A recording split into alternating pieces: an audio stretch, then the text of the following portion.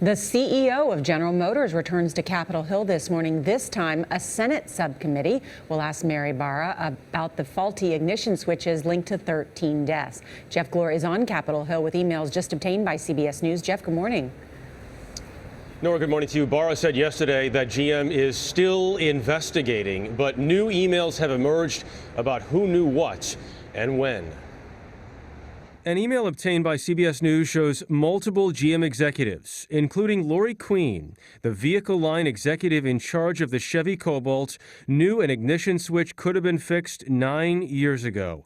A separate email in 2005 from Delphi, a GM parts manufacturer, said the Chevy Cobalt is blowing up in their face in regards to turning the car off. GM decided not to make fixes. They were warned again and again over the next decade, but they did nothing. Mary Barra, who started at GM in 1980 and became CEO in January, testified before Congress Tuesday. I am deeply sorry. Congresswoman Diana DeGette showed a faulty ignition switch and said it would have cost 57 cents to fix. When GM concluded, and you heard from my opening statement, that the tooling cost and price pieces are too high, what does that mean? I find that statement to be very disturbing.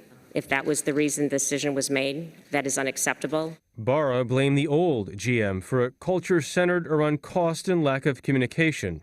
She frequently apologized to families whose loved ones had been killed or injured in crashes.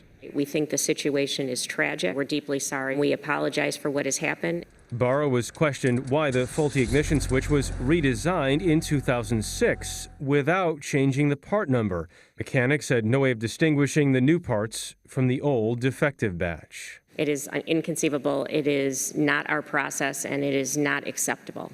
But the committee often expressed frustration. Barra wasn't able to provide more. What you just answered is gobbledygook. Committee Chairman Tim Murphy wondered how much Barra prepared.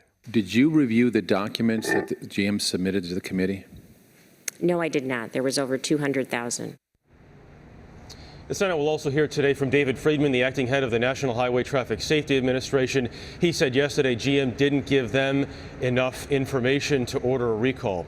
GM did indicate yesterday they may pay families who lost loved ones before 2009. Under the terms of the bankruptcy agreement in 2009, GM was immune from those claims. Charlie? Jeff, thanks.